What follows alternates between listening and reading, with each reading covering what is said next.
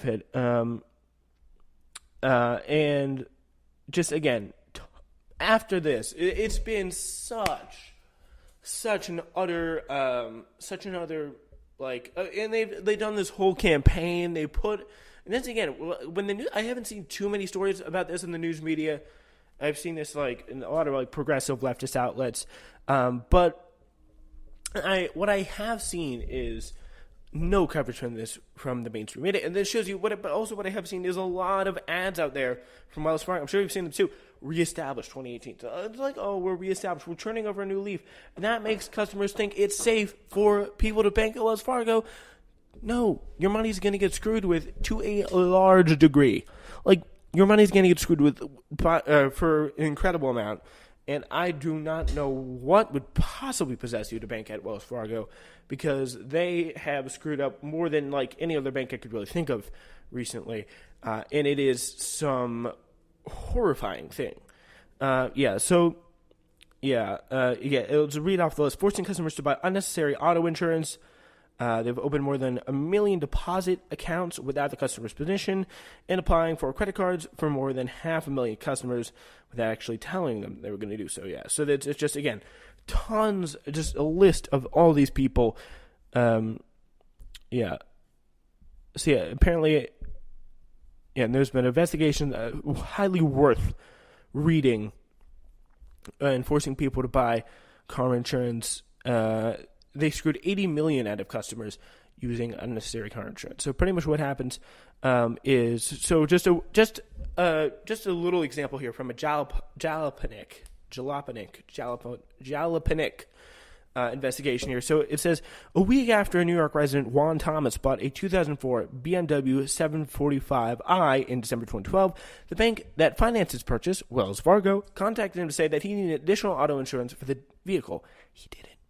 This was a bit odd, mainly because the car was already insured. It didn't sound right to me, Thomas said. A month later, he heard again from Wells Fargo that a representative who claimed again that his car was not insured. Soon after, he received a bill and found out that Wells had placed a collateral protection insurance policy on his account that he had to pay for.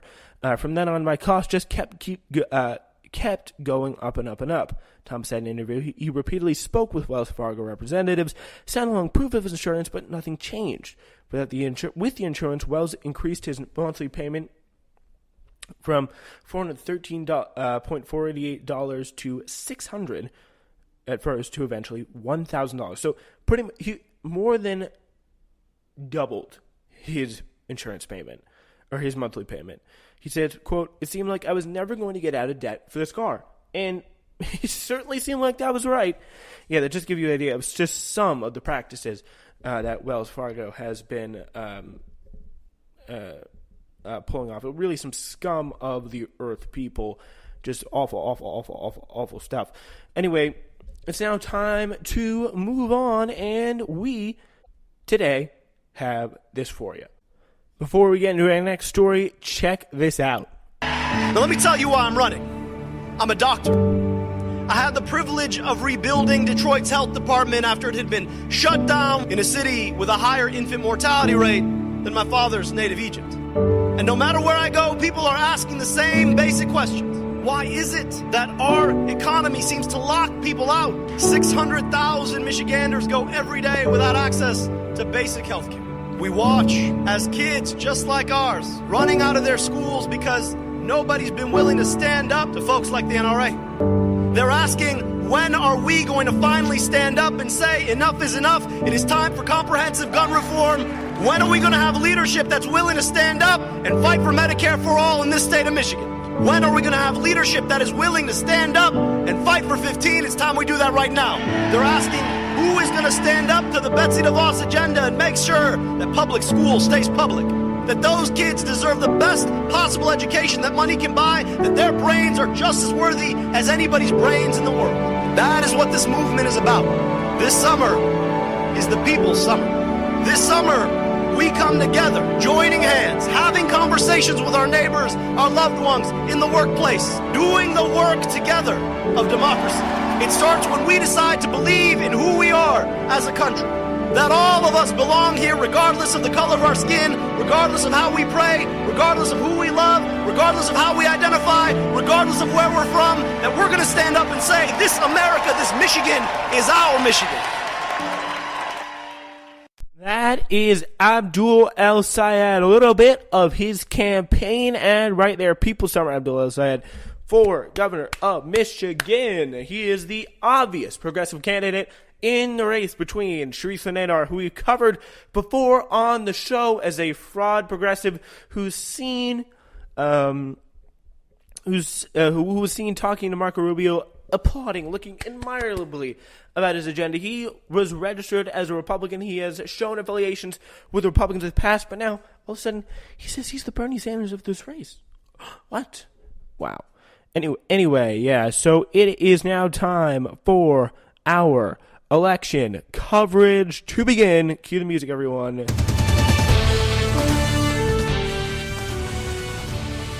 In the 2018 midterms in Michigan, polls are showing that a progressive win in Michigan governor's race is within our reach. But Abdul El Sayed, can he pull it off? Big for our first real election segment of this year, as we are getting close. The primary's tomorrow. We all got to go out. We're going to be covering it live. We're going to support him, and it's going to be great as we watch someone who really is going to fight for the people try to achieve the governorship, or at least the nomination for the governorship, in the now swing state of Michigan. All right, just want to play that music here as we introduced Abdul El Sayed, because it's pretty fun, let's be honest. Anyway, we still do have a lot of stuff to get to talk about this dude. So Abdul he's a Muslim American of Egyptian descent running for governor of a state won by Donald Trump in the 2016 presidential election. If those seem like long odds to you, you'd be right. Until this week, polls placed Abdul Sayed last among three candidates competing in the Democratic primary. Former state Senate Democratic leader Gretchen Whitmer led with 39% of the vote. It's literally the Ted Cruz, the female Democratic Ted Cruz. Like, literally looks like a blobfish. One of the most robotic politicians ever. The politician's politician.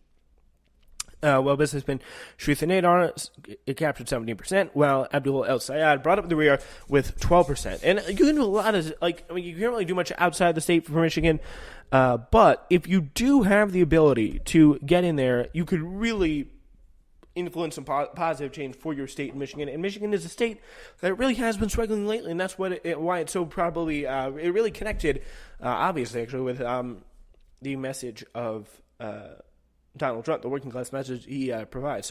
But this week, everything changed. Last Saturday, Senator Bernie Sanders endorsed El Sayed, leveraging his considerable popularity in the state to El Sayed's benefit. And this week, Democratic Socialist superstar Alexandria Ocasio-Cortez joined El Sayed on the campaign trail, hitting 4 stops in 2 days, helping to fill up venues up to and over capacity. And that seems to have worked. On Wednesday, results from a new poll by Change Research showed that, and we got a poll alert, so you know what that means. We have a new race alert. New poll alert. Change Research shows now that Sayed has captured second place with 27% of the vote, while Whitmer's overall share has dwindled to 33.2%. Nadar, who's been dogged by rumors that progressive veneer is a sham. Shame by News reports his chemical testing company abandoned dozens of dogs, has finally seen a dip in his poll numbers. He now has only 15.1% of the vote. Notably, the poll isn't limited to landline calls, which tend to skew older and miss out of the younger, more progressive voters. Also worth noting, this poll was conducted before Sanders endorsed the campaign and before Alexandria Ocasio-Cortez came through. Or it says the poll. I'm sorry if that music is annoying.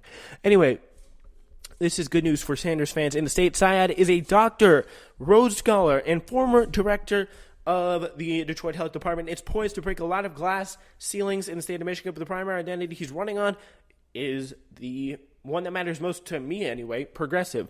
His campaign has put together a uniquely comprehensive suite of policy proposals, including a commitment to establishing a $15 minimum wage, tuition-free college for Michiganders with family income under $150,000, aggressive criminal justice reform, and the most detailed state-level single-payer health care plan ever. The policy suite is the work of Rihanna Gunn-Wright, who's a Rhodes Scholar who originally hails from Chicago's South Side. She says, we take what I call an intersectional approach to policy. She's in a video explaining the campaign's approach when policymakers craft policy often fails to address the problems faced by a diverse constituency, says Rihanna Gunn-Wright. By taking into account the full diversity of Michiganders' lives, the team sought to craft a policy that would resolve inequalities across the board while avoiding costly errors. Overall, it just cost everyone a lot less energy. And by the way, he's also, I don't know if you noticed, that he, in that little bit we played in the beginning of the segment, he's a pretty good speaker. I would say he's a pretty good speaker.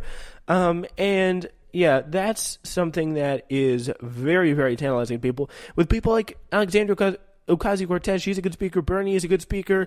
People, like, these are political novices. They're not polished people. They sometimes slip up. Sometimes they stutter a little bit. They're not like Gretchen Whitmer, who's going to be like, well, I think we should fight for change. Like, I mean, it's, Gretchen Whitmer, again, one of the most robotic people I have ever seen. Shretha Nadar, complete fraud. So that leaves El Sayed. But after joining the El Sayed at a pair of campaign events last weekend, it became apparent that El Sayed has one thing that the other candidates just don't seem to have.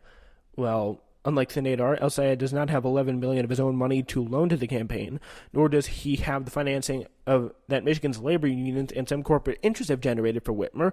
And if he wins, he will still face off to the yet-to-be-determined Republican candidate, although it's likely to be Michigan Attorney General Bill Schwett, who's the advantage of being seen as a relatively moderate Republican in the swing state. So yeah, but he does have a lot of voter enthusiasm, and this is a new video after the rallies, after the rallies of the this past weekend. So with Bernie, with AOC. So here's that video.